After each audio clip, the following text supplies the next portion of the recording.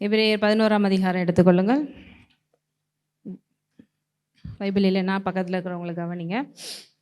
சரி, இப்போ நம்ம ரொம்ப நாட்களாக தொடர்ந்து ஒரு போதனையை கேட்டு வருகிறோம். என்ன போதனை? விசுவாசம். விசுவாசம் அப்படிங்கிறது ஒரு கிறிஸ்தவத்தில் ஆணிவேர் என்று சொல்லலாம். கிறிஸ்தவ வாழ்க்கை அப்படிங்கிறது ஏதோ எங்கள் அப்பா அம்மா கிறிஸ்தவங்களாக இருந்தாங்க, நான் அந்த குடும்பத்தில் பிறந்துட்டேன், அதனால் நானும் ஒரு கிறிஸ்தவன், அப்படி அல்ல. நம்ம ஒவ்வொருவருமே நம்மளுடைய விசுவாசனால தான் பிழைக்க முடியும் என்று வேதம் சொல்லுது. இத்தனை பேருக்கு புரியும். இப்போ நான் பாஸ்டராக இருக்கிறேன் அப்படின்னா, எங்கள் வீட்டில் பசங்க இருக்காங்கன்னா, அதனால் அவங்க கிறிஸ்தவத்தில் ரொம்ப டாப்பில் இருப்பாங்க, அவங்கள அப்படியே ஆண்டவர் ரொம்ப டாப்பில் தான் வச்சிருக்கிறாரு அப்படின்னு கிடையாது. அவங்க விசுவாசம்தான் அவங்களுக்கு வாழ்க்கை. அது மாதிரி உங்கள் வீட்டில் உங்கள் பேரண்ட்ஸ் ரசிக்கப்பட்டிருக்கலாம், நீங்கள் ரசிக்கப்படாமல் இருந்தால் அந்த விசுவாசம் உங்களை என்ன பண்ணாது, காப்பாற்றாது. மேபி சப்போர்ட்டிங்காக இருக்கும் ப்ரேயர்ஸ், அந்த சூழ்நிலைகள், அவங்க வளர்ந்து வந்த விஷயங்கள் எல்லாம். பட் ஜெயிக்கிறதுக்கு, எல்லாத்தையும் சகிக்கிறதுக்கு, பிசாசை தோற்கடித்து உங்களுக்கான வாக்குத்தத்தங்களை சுதந்திரத்துக்கு பர்சனலாக ஒவ்வொருத்தவங்களும் உங்களுடைய தனிப்பட்ட ஹார்ட்லேருந்து தேவனை விசுவாசிக்க வேண்டும். எத்தனை பேருக்கு புரியுது? எப்படி உங்கள் பர்சனலாக உங்கள் வயிற்றுக்கு நீங்கள் சாப்பிட்டாதான் ஒன்று ஏப்போ வரும். நான் சாப்பிட்டோன்னு உங்களுக்கு ஏப்போ வருமா? அப்படி எங்கேயும் தாய்க்கு பிள்ளைக்கு கூட அந்த ரிலேஷன்ஷிப் வைக்கலை. நான் வயிறு நிறைய சாப்பிட்டா தான் எனக்கு ஏப்போ வரும். அப்போ ஏன் இருதயத்துலேருந்து வர்ற விசுவாசம் தான் என்னை, மற்றதெல்லாம் சப்போர்ட்டிங்காக இருக்கும். நான் அதில் எந்த மாற்றமும் கிடையாது. அதனால் விசுவாசத்தை குறித்து தெரிந்து கொள்வது ரொம்ப ரொம்ப, ஈவன் நான் ஒரு பாஸ்டராக இருந்தாலும் நான் விசுவாசிக்கிறேன், நீங்கள் நல்லா இருப்பீங்கன்னு சொல்லலாம், ஆனால் உங்கள் விசுவாசம் தான் உங்களை காப்பாற்ற முடியும். அதுக்கு தான் போதனைகள், அதுக்கு தான் பிரசங்கம், அதுக்கு தான் சபைக்கு வரணும், அதுக்கு தான் கேட்கும். நிறைய பேர் ப்ரேயர் பண்ணிக்கோங்கன்னு சொல்லுவாங்க. ஓகே, ப்ரேயர் பண்ணுவோம். என்ன ப்ரேயர் பண்ணுவோம்? ஆண்டவரே உங்களுக்கு அந்த இருதயத்தில் அந்த விசுவாசத்தை கொடுத்து அந்த காரியத்தை சுதந்திரிக்க வைக்க நீங்கள் உதவி செய்கிறீங்க, நன்றி. அது விசுவாசிக்காமல் தடுக்கிற எந்த காரியமாக இருந்தாலும் அந்த சகோதரிகிட்டேருந்து எடுத்து போடுங்க. இப்படி ஜெபம் பண்ணுறோம். ஏன்னா சிலுவையில் நீங்களாம் செஞ்சு முடிச்சிட்டிங்க, அந்த கண்களை திறந்து அவங்களை சுதந்திரிக்க ஹெல்ப் பண்ணுங்கள். இப்படி ஜெபம் பண்ணுறது எங்களுடைய ஜெபமாக இருக்கும் இல்லையா? அது ஆல்சோ நமக்கு வரங்கள் கொடுக்கப்படுது, அதனால் ஹீலிங்ஸ் அதெல்லாம் நடக்குது. பட் என்னதான் இருந்தாலும், இப்போ எனக்கு ஹீலிங் பவர்ஸ் இருக்குது, கண்டிப்பாக நம்மளுடைய உள்ளத்தில் தீர்க்க தரிசன வரங்கள் இருக்குது, எல்லாம் தான் இருந்தாலும் அது உங்கள் லைஃப்பில் பெர்மனண்ட்டாக இருக்கிறதுக்கு உங்கள் விசுவாசம்தான். இப்போ ஒரு டெலிவரன்ஸ் நான் கொடுக்குறேன், ஆனால் மறுபடியும் உங்களை அஃபெக்ட் பண்ண பார்ப்பான். அதுக்கு தான் நீங்களே தேவனோட ஆலயமாக மாறிட்டால் பிரச்சனையே இல்லைன்னு சொல்லுவேன். சில பேருக்கு புரியுது. நம்மெல்லாம் நிறையா பேருங்க வர ஜூன் மாதம் கூட அறுபடையும் கோயில்பட்டில் போய் மீட்டிங் போட போகிறோம். அங்கெல்லாம் நிறையா பேர் அன்பிலீவர்ஸ் வர்றாங்க, அதிசயங்கள் வாங்குறாங்க. இங்கேயே எத்தனையோ பேர் கடந்த ஒரு 6 வருஷம் 7வது வருஷம் நம்மளோட ஊழியத்தில் அதிசயங்களுக்கு பஞ்சமே கிடையாது. எத்தனை பேர் சொல்கிறீங்க? அதெல்லாம் இல்லைன்னா நீங்களே நம்ம வந்திருப்போமா அப்படின்னா தெரியாது. ஆனால் அந்த அதிசயம் தொடர்ந்து கீப்பப் ஆகி உங்கள் லைஃப்பில் இருக்கிறதுக்கு நீங்கள் இந்த விசுவாசத்தில் இருந்தால் தான் முடியும்னு சொல்ல வரேன். எத்தனை பேருக்கு புரியுது? ஸோ இந்த விசுவாசம் அவ்வளோ முக்கியமானது. அதனால தான் நம்ம வெறும் அதிசயங்கள் அற்புதங்களே ஓட்டுற சபையாக இல்லாமல் உங்களை அதிசயமாக மாற்றுற சபையாக தேவன் நம்மளை வச்சுருக்கிறார்.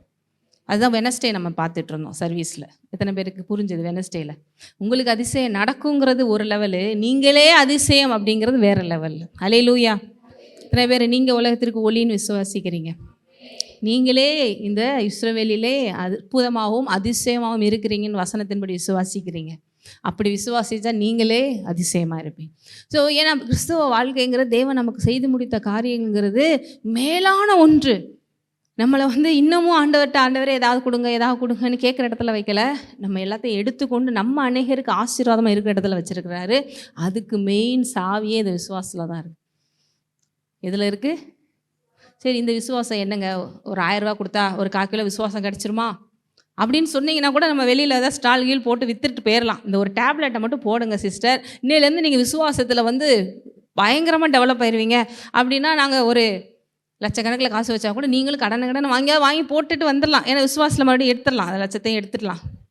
ஆனால் அங்கே வைக்கலையே, வேறு ஏதாவது 4 பேர் டம்முன்னு அடித்து அதனால் வருமா? மேபி வரங்களில் விசுவாசம் ஆண்டவர் கொடுக்குறார். பட் உங்களுக்கு ஹீலிங் கொடுக்க முடியும், உங்களுக்கு எவ்வளோ விஷயங்கள் சொல்ல முடியும். ஆனால் உங்களுக்கு விசுவாசத்தை கொடுக்குறது ஆவியானவர் தான் கொடுக்க முடியும். ஏன்னா அவரே விசுவாசி தூக்குகிறார், அவரே முடிக்கிறார். இன்னொரு விஷயம், தேவனுடைய வார்த்தை கேட்க கேட்க கேட்க தான் இந்த விசுவாசம் வரும். இப்போ இந்த கேட்குற நேரம் உங்களுக்குள்ளே எது உள்ளே போயிட்டுருக்கு? விசுவாசம் போயிட்டுருக்கு. அப்போ கவனிக்கணுமா இல்லையா? கேட்கணுமா இல்லையா? ஏன்னா ஆண்டவர் ஒரே வார்த்தை சொல்லிட்டாரு, தன் விசுவாசத்தினாலே. ஸோ பிளப்பு எங்கே இருக்குது நம்ம ஒவ்வொரு கிறிஸ்தவங்களுக்கும்? அதுதான். அதனால நீங்கள் கேட்குற ஒவ்வொரு விஷயத்தையும் கவனமாக கேளுங்க. புரியலைன்னா கூட நானும் எத்தனை தடவை சொல்லிட்டேன், தயவுசெய்து ஃபோன் பண்ணியாவது கேளுங்க, இல்லை வாட்ஸ்அப் பண்ணியாவது கேளுங்க, புரிஞ்சுக்கோங்க. கேட்க கேட்க இது வசனம் வந்து ஏதோ ஒரு தடவை இந்த கதை சொல்லிட்டாங்க அப்படின்னு இல்லை. இது வந்து அன்லிமிட்டடான ரெவலேஷன் உள்ள ஒரு புக்கு பைபிளுங்கிறது. ஏன்னா தேவனுடைய ஞானம் அவ்வளோ. அப்போ உங்களுக்கு நீங்கள் அவருக்குள்ளே ஊற ஊற ஊற அந்த ஒரு வசனத்தையே அடுத்தடுத்து பார்த்தீங்கன்னா 1008 ரெவலேஷனில் அவர் சொல்லி கொடுப்பார் உங்களுக்கு. உங்களுக்கு ஒன்று சொல்கிறேன், இந்த விசுவாசம் இருந்தால் மட்டும் போதுமாங்க?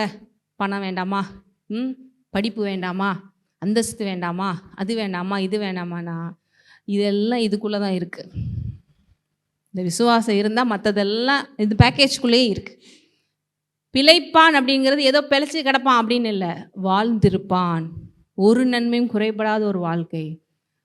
எத்தனை பேருக்கு புரியுது? அப்போ இப்படிப்பட்ட அந்த விசுவாசத்தை குறித்து ரொம்ப நாள் நம்ம பார்த்துட்டு வரோம்.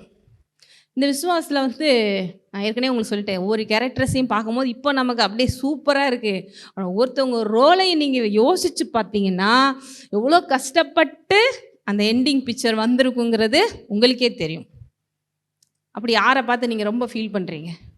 இவங்க லைஃப்பில் விசுவாசத்தில் இவ்வளோ எண்டிங் வந்ததை நினச்சி நான் ரொம்ப உண்மையிலே கஷ்டம்னு நினச்சிருக்கேன் சிஸ்டர் அப்படின்னு யாராவது ஒருத்தவங்க சொல்லுங்கள். நோவா, நீங்கள், யோசேப், ஆபிரகாம், சாரா, தாவீது, ராக்கேல், மரியாள், நீங்கள், யோசேப்பு, வேறு நீங்கள் யாராவது சொல்லணுமா? நடுவில் நிறைய பேர். மோசையெல்லாம் பிடிக்கலையா? கிதியோன்லாம் போனதோட பாவம், ஒரு சட்டியும். நீங்களாம் போவீங்களா? ஒரு டார்ச் லைட்டு, அடுத்து பிபி, போப்பா உன் எதிரி வராங்க, நமக்கு ஊதிடுவாண்டா சங்குன்னு அவன் நினைக்காம போனான் பாருங்க. உண்மையிலே கிதியோனோட விசுவாசம் பெருசு தான். ஏன்னா பயந்தாங்குழியாக இருக்கிறவங்களாம் தேவன் கூப்பிடுறார். நம்மளை மாதிரி ஆளுகளெல்லாம் அப்படிலாம் கொண்டு வந்தால் இன்றைக்கி இவ்வளோ தூரம் நிற்கிறோம். அடுத்து பார்த்திங்கன்னா 300 பேர் போதும்பா, அங்கே 900 இரும்பு ரதங்கள். யாரோட கதையில்? தெபோரா. நம்மளுடைய பாராக் பார்த்தோம்ல, பாராக் ரொம்ப மோசம். இருந்தாலும் நீங்கள் வாங்க நான் போகிறேன், அப்படியாவது யாராவது ஒரு சப்போர்ட்டுக்கு பிடிச்சிக்கிட்டாவது விசுவாச வாழ்க்கையில் போங்க. ஆனால் கடவுள் ஆண்டவர் சொல்கிறாரு, லாஸ்ட்டில் ஒரு பெண் மூலமாக தான் இந்த போரோட மகிமை முடிய போகுது. பட் நீ அந்த பயத்திலே நம்பின பற்றியா, அதனால் உன் பேரில் எபிரேயர் 11 கொண்டு வந்துட்டேன்ப்பா அப்படின்றாரு. ஆகவே இன்றைக்கு இன்னொரு விஷயம் பார்க்க போகிறோம். அந்த எபிரேயர் 11 ஃபஸ்ட்டு வசனம் நம்ம ஏற்கனவே துணியோதோட வாசிச்சிட்டோம். தயவுசெய்து நல்லா ஞாபகம் வச்சுக்கோங்க. விசுவாச வாழ்க்கைங்கிறது காணப்படாத ஒன்றை பூர்ண நிச்சயமாய் நம்புவது தான். எத்தனை பேர் அப்படி ஒரு நம்பிட்டு இருக்கீங்க? அப்படி நம்புறீங்களா? இந்த உலகம் நம்மளை பைத்தியமாக சொல்லும், ஆனால் நம்ம உண்மையிலே பாக்கியவான்கள். ஏனென்றால் எபிரேயர் 11:6 ரொம்ப ஏன் விசுவாசம் முக்கியம்? இன்னொருத்தோட எல்லாரும் சேர்ந்து படிங்க. எபிரேயர் 11:6.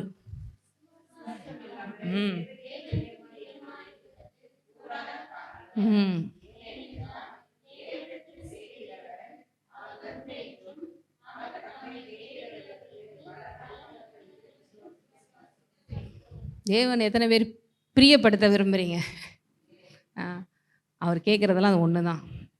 நடக்காட்டாலும், எனக்கு புரியாட்டாலும், அது நடக்குங்கிற அறிகுறியே இல்லாட்டாலும் அவர் சொன்னார், அதனால் நான் நம்புகிறேன்னு இருக்கிறது தான் அவரை பிரியப்படுத்துறதுக்கு ஒரே வழி. ஆனால் அதுதான் ரொம்ப கஷ்டம். அதனால தான் இந்த விசுவாச வீரர்கள் இவங்கெல்லாம் சூப்பராக எல்லாத்தையும் ஜெயிக்கிறாங்க. அடுத்து 31 நம்ம ராகாப்லாம் பார்த்தோம். ராகாப்லாம் பற்றி நிறைய பேர் பிடிக்காது போல், ராகாப் விட்டுட்டீங்க, சரி பரவாயில்ல. அடுத்து 32, பின்னும் நான். இப்போ முதல்ல சிலரெல்லாம் கொஞ்சம் டீட்டெயிலாக பேசிக்கிட்டு வந்தார் இந்த 11ஆம் அதிகாரத்தில். மற்றவங்களெல்லாம் ரொம்ப ஷார்ட்டாக நேமை மட்டும் சொல்லிட்டார். ஏன்னா டைம் இல்லைப்பா, ஒவ்வொருத்தவங்களையும் பற்றி நான் எழுதுனேன்னா பைபிளே பத்தாதுப்பா, யார் சொல்கிறேன் இப்போ கேட்டுக்கோங்க அப்படி சொல்லிட்டு கிதியோன், பாராக், சிம்சோன், எப்தா, தாவீது, சாமுவேல் என்பவர்களையும் தீர்க்கதரிசிகளையும் குறித்து நிகராக சொல்ல வேண்டால் காலம். அடுத்து பாருங்கள், இனிமேல் தான் நிறைய விஷயங்கள் பார்க்க போகிறேன். இப்போதைக்கு நீங்கள் பார்த்த எல்லா கேரக்டர்ஸ்லையுமே அவங்க லைஃப்பில் எண்டிங் எப்படி இருந்துச்சுன்னு பார்த்தீங்க? க்ளோரியாக இருந்துச்சு, தேவனுக்கு மகிமை இருந்துச்சு. அதாவது தேவனுக்கு மகிமைங்கிறத எப்படி நம்ம நினைக்கிறோம், எப்படி ஒரு இந்த வேர்ல்டு லெவலில் ஒரு கால்குலேஷன் போடுறோம் அப்படின்னா, ஒன்று உங்களுக்கு ஏதாவது ஒன்று நடந்திருக்கணும், அல்லது உயர்த்தப்பட்டிருக்கணும், அல்லது காசு வந்திருக்கணும், அல்லது பணம் வந்திருக்கணும், அல்லது பேர் வந்திருக்கணும், அல்லது புகழ் வந்திருக்கணும். அதுக்கடுத்து அவங்களுக்கு டெஸ்ட்டே அடுத்த வாரத்துலேருந்து. நான் மீதம் இருக்கிற வசனங்களை இன்றைக்கி படிக்கிறேன், பார்க்கலாம்.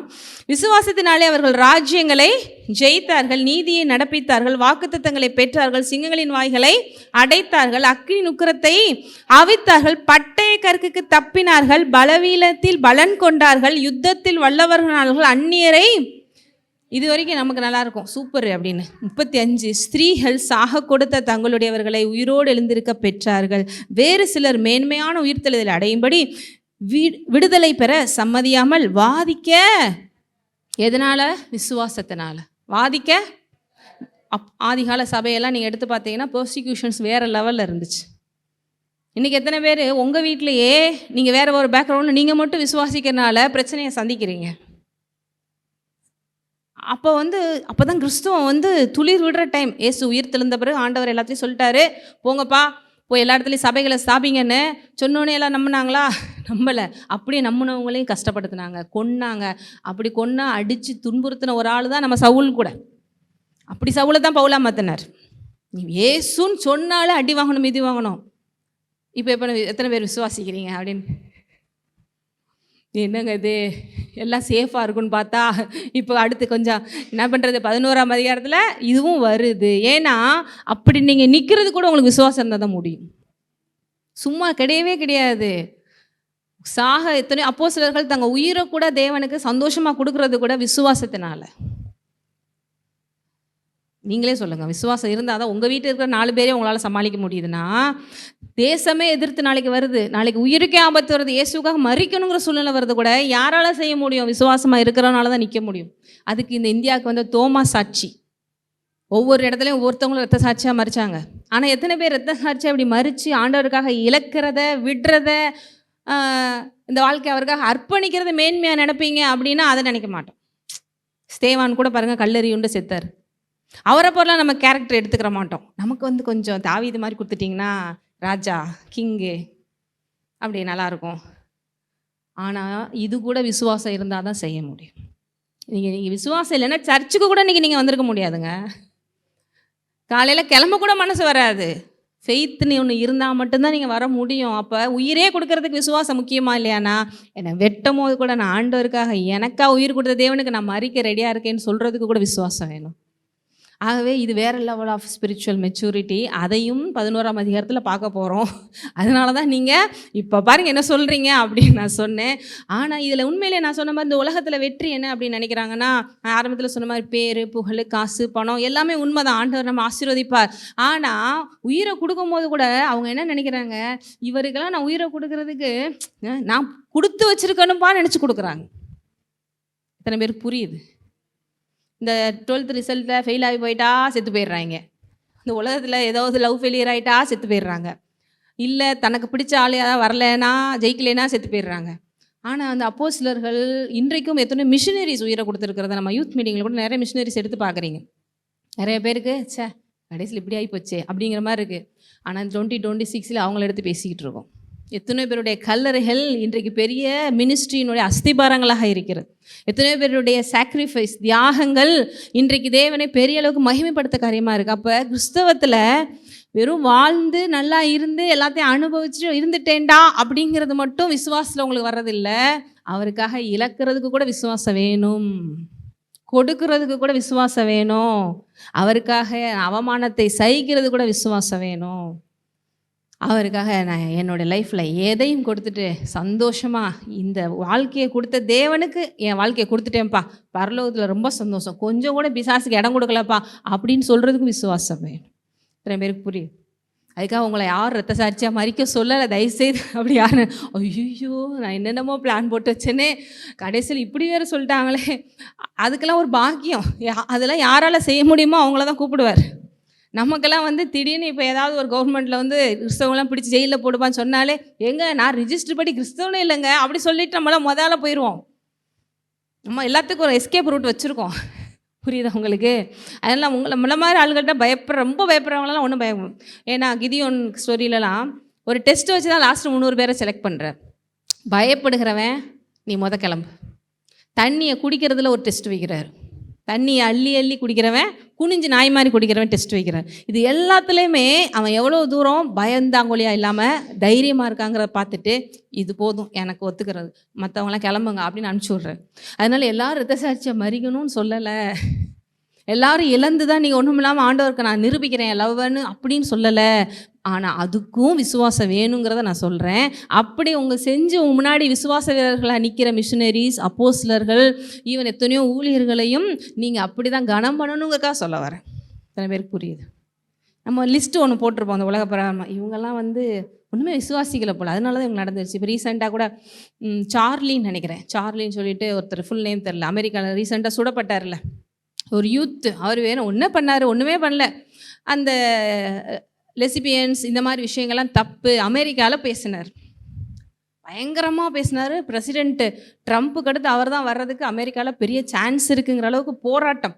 எல்லா காலேஜஸ்லேயும் போய் அதை பற்றி தான் பேசினார். ஏன்னா நம்ம இந்தியா மாதிரிலாம் அங்கே எல்லாம் 90% அங்கே ரிலேஷன்ஷிப் தான் இருக்கும், இல்லீகலான ரிலேஷன்ஷிப் தான் இருக்கும். அப்போ அவங்களுக்கு மத்தியில் போய் நீ சரி தப்பு ஆண்டவர் இப்படி தான் சொல்கிறான்னு சொல்லுவோம். அவங்க பிடிக்குமா பிடிக்காதா?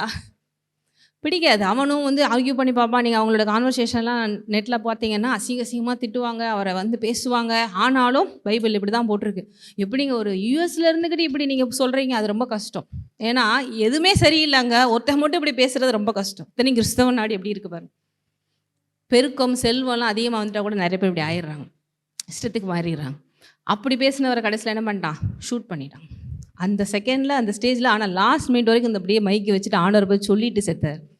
ஆனால் அவங்களோட லைஃப் உண்மையிலேயே பெரிய சாட்சியான லைஃப், ஆனால் சாட்சியான லைஃப், ஸ்தேவானை போல. இப்படி ஆள்களுமே பாருங்கள், விசுவாசம் இருந்தால் தான் செய்யும். ஏன்னா ஒவ்வொரு தடையும் அவர் அந்த மீட்டிங் போகும்போது அவருக்கு உயிருக்கு ஆபத்து இருக்குன்னு எத்தனையோ பேர் சொல்லியிருக்காங்க, இத்தனைக்கும் சுற்றி எத்தனையோ பேர் இருந்திருக்காங்க பாதுகாப்புக்குனாலும். அதுலேயும் உள்ளே இருக்கிறவன் எவனாவது நம்ம யூதாஸ் மாதிரி போட்டு கொடுத்துருப்பான். உள்ளே இருக்கிறவன் யாரும் கோஆப்ரேட் பண்ணாமல் மெயினான ஆளை எங்கேயுமே டச் பண்ண முடியாது. அவன் தான் சைகையெல்லாம் காட்டி லைட்டை சுட வச்சாங்கன்னு சொல்கிறாங்க. அப்படி இருந்தும் நான் சத்தியத்தை போய் பேசுவேன்னு சொல்கிறதுக்கு எத்தனை பேருக்கு விசுவாசம் வேணும்னு நினைக்கிறீங்க? நான் இந்த மீட்டிங் போனால் வீட்டுக்கு உயிரோட திரும்புவானான்னு தெரியாது, ஏன்னா நான் பேச போகிறது எல்லாருக்கும் பிடிச்சது கிடையாது. அப்படி இருந்தாலும் ஆண்டவர் சொல்கிறத சொல்லுவேன்னு சொல்கிறதுக்கு எத்தனை பேர் விசுவாசம் வேணும்னு நினைக்கிறீங்க? ஆனால் நம்மளை நிறைய பேர் இவங்களெல்லாம் ஏன் கடவுள் காப்பத்தில், இவங்களாம் ஏன் இப்படி ஆகிட்டாங்க அப்படின்னு நம்ம ஈஸியாக அவங்கள ஜட்ஜ் பண்ணிடுவோம். ஸோ அதுக்காக தான் இந்த விஷயங்கள்லாம் உங்களுக்கு போட்டிருக்கு. பைபிளில் என்ன போட்டிருக்கு? மேன்மையான உயிர்த்தெழுதலை அடையும்படிக்கு விடுதலை பெற சம்மதியாமல். விடுதலைனா இப்போ இயேசுவை நீங்கள் மறுதளிச்சிருங்க, அவங்கள வெளியே விட்டுறோம் அப்படின்னு அந்த காலத்தில் சொன்னாங்க. ஆனாலும் சம்மதியாமல் வாதிக்க வேறு சிலர், படிங்க 36, இந்த நிந்தைகளையும் அடிகளையும் கட்டுகளையும் காவலையும் அடுத்து கல்லறி உண்டார்கள். வாளால் பரீட்சை பார்க்க பட்டயத்தினால் வெட்டப்பட்டு செம்மறியாட்டு தோள்களையும் வெள்ளாட்டு தோள்களையும் போர்த்தி கொண்டு திரிந்து குறைவையும் உபத்திரவத்தையும் துன்பத்தையும் இப்படி அனுபவிக்கிறது. தேவனுக்காக பாடுபடுறதுக்கு கூட விசுவாசம் வேணும். எத்தனை பேருக்கு புரியுது? நான் உங்களுக்கு ஒரு சைடை மட்டும் காமிச்சு இன்னொரு சைடு காமிக்கலைன்னா தப்பாக போயிடும்.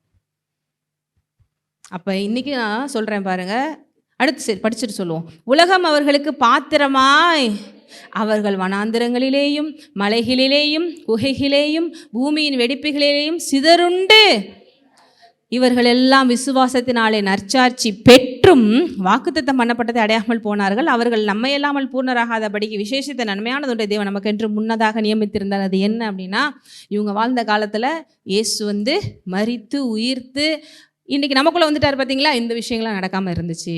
ஆனால் இன்றைக்கி நம்மளாம் பாருங்கள், அதனால தான் நம்மளாம் கிருபை பெற்றவர்களாக இருக்கிறோம். ரொம்ப ஆதிகால சபையிலலாம் உங்களை என்னையெல்லாம் வச்சுருந்தாங்கன்னா வேறு லெவல் நம்மளாம் பர்சிக்யூஷனில் அனுபவிச்சிருக்கணும். ஆதிகால சபையெல்லாம் நீங்கள் இப்போ படித்து பாருங்கள், ஹிஸ்ட்ரியில் படித்து பாருங்கள், பைபிளில் கூட நிறைய சொல்லலை. கிறிஸ்டியனுடைய அதாவது கிறிஸ்தவ வரலாறு அப்படின்னு சொல்லி வீட்டில் உட்காந்து கூகுளெல்லாம் போட்டு பாருங்கள். எவ்வளோ பர்சிக்யூஷன்ஸை தாண்டி இன்றைக்கி கிறிஸ்தவம் எத்தனை எதிர்ப்புகளை தாண்டி இன்றைக்கி வந்திருக்குங்கிறது உங்களுக்கே தெரியும். அதனால தான் இப்போ இருக்கிற நிறைய பேர் இந்த சும்மா உங்களை வச்சுருவோன்னு சொல்கிறவங்களெல்லாம் பார்த்து நமக்கு சிரிப்பு தான் வருது. நாங்கள்லாம் எத்தனையோ யுத்தங்களை பார்த்துட்டு வந்திருக்கோம்டா அப்படின்னு சொல்லி. ஏன்னா நமக்காக யுத்தம் பண்ணிக்கிறவர் தேவன். ஸோ இங்கே இது எல்லாத்தையும் இதெல்லாம் நம்ம அடுத்தடுத்து வரப்போகிற நாட்களை பார்க்க போகிறோம். அடுத்தடுத்த வரலாம் வந்துடுவீங்களா? எங்களுக்கு பிடிக்காத நிறைய விஷயங்கள் போட்டிருக்கேன். இவ்வளோ நாள் நல்லா இருந்துச்சு, லாஸ்ட்டில் அப்படி ஃபைனல் எண்டிங்லாம். இப்போ அடுத்து என்ன கல்லறி விடுவான்றீங்க, ரெண்டு 3 வாரம் லீவ் போட்டுற வேண்டியதான் சர்ச்சுக்கு, அடுத்த டாபிக் மாற்றுற வரைக்கும் நினைக்காதீங்க. இது கூட பெரிய விசுவாசத்தை தான் செய்ய முடியும். இது கூட ஒரு பெரிய பாக்கியம். இன்றைக்கி நம்ம முக்கியமாக பார்க்க போகிறது சிம்சோன். பாராக் அடுத்து யார்? சிம்சோன் பற்றி எத்தனை பேருக்கு தெரியும்? எல்லாருக்குமே தெரியும். நிறைய பேருக்கு ஏன் பிடிக்க மாட்டேங்குதுன்னா, மிஸ் பண்ணிட்டாருங்க நம்ம சிம்சோனு. எல்லாம் நல்லது தான். தாவீது கூட தான் விபச்சாரம் செஞ்சார், ஆனால் மிஸ் பண்ணலை. காலில் விழுந்து மன்னிப்பு கேட்டு சரி பண்ணி கரெக்ட் பண்ணி வந்து முடிச்சிட்டாரு. ஆனால் இவர் பாவம் மாட்டி, ஆனாலும் இவரோட எண்டிங் நல்லா இருந்ததுனால தான் விசுவாச வீரர்கள் பட்டியலில் போட்டிருக்கு. அது காரணம் என்ன?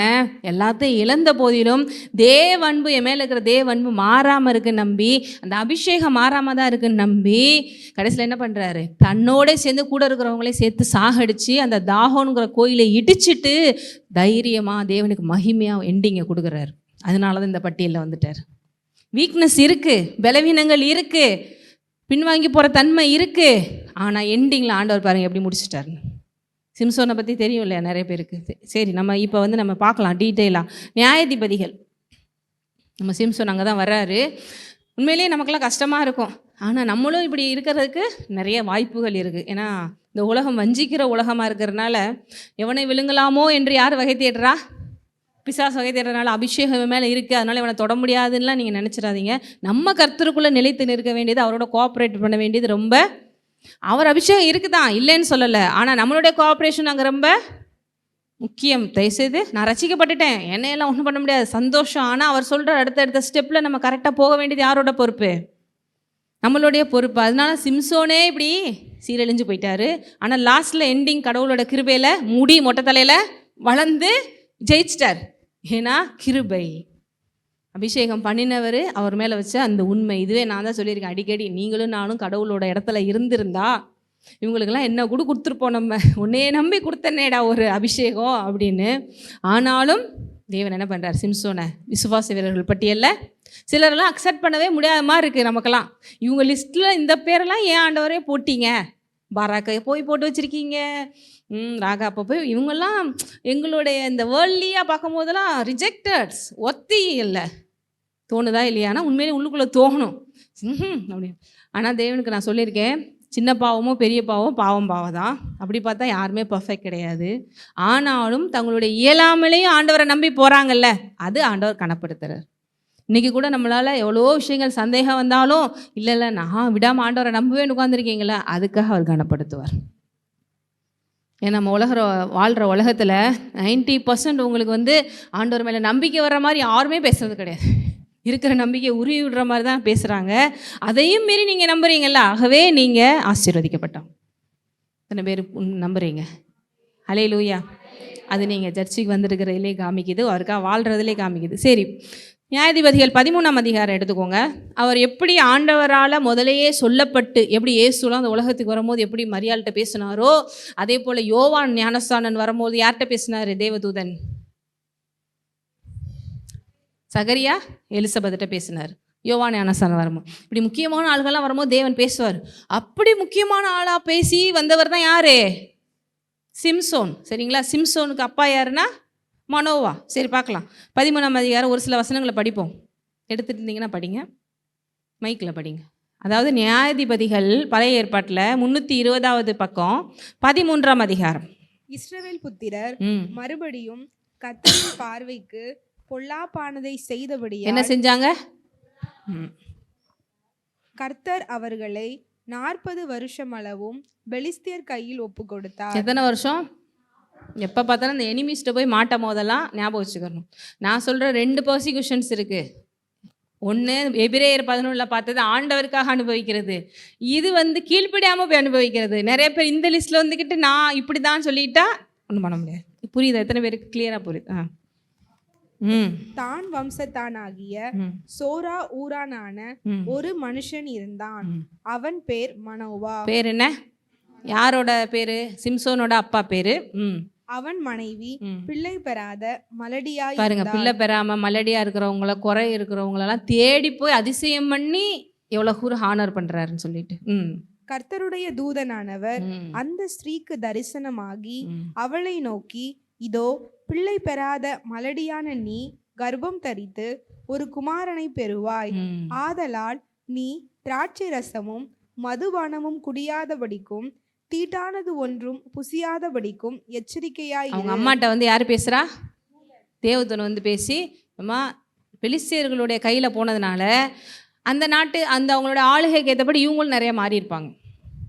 ஆமாவா இல்லையா?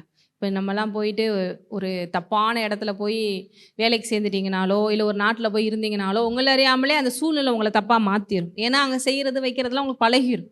இப்போ பெலிஸ்தியர்களுடைய தெய்வம் வந்து தாகோன். யார்? தாகோன்.